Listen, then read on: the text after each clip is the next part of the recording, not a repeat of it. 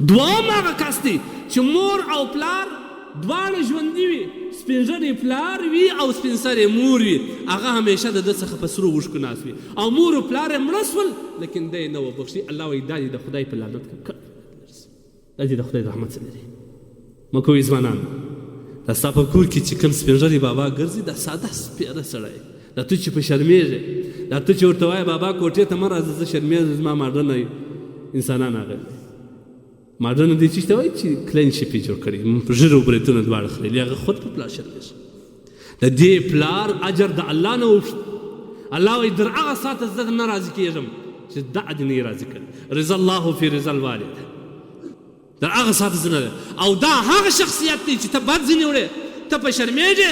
ان الجنة تحت اقدام الامهات، جنت الله د دې دغه سپېرو چاودلو پښو لاندې الله جنت ایښی. ځوانان ته خو په شرمېږې.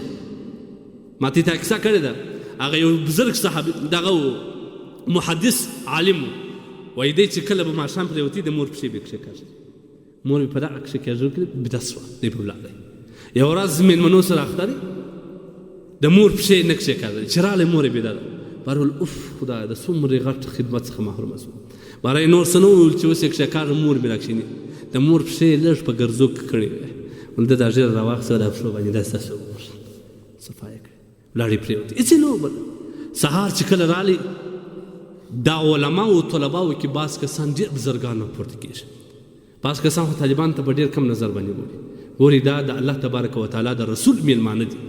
وایي یو کس یو طالب العلم ولاړ سو، ول استاد محترم سبق مه دغه زه یو خوب ما لیدلی عجیبه پکې حیران ده چې په خوب شروع وکړ د سترګې اوښکې شروع شو. ول استاد محترم ماښام مې په خوب باندې لیدلې په یو باغو کې ګرځېدلې، یو ماڼیانو کې ګرځېدلې، یو رقم حوضونه ما تر اوسه پورې نه ویل دی دا څه شو. ده چې اوس تعبیر شروع کړو یار ور استاد محترم بله خو دا وه په ږیره کې دی د لمر او د ستورو په شان باندې شان برېښېدل، دا څه شو. ورته ورته وژړل، ول هغه جنتونه مې د مور رضا ده او هغه په ږیره کې ملغلرې نه دي، دا زما د مور د سپېرو شو خاوره وه ګرځ و زما په ږیره کې بند.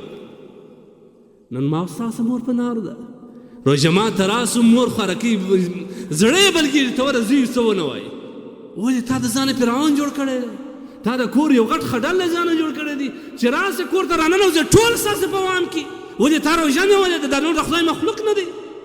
پام کوه په روژه کې د مسلمان زړه ازار نه کوي، دا ډېره غټه ګناه کبیره ده.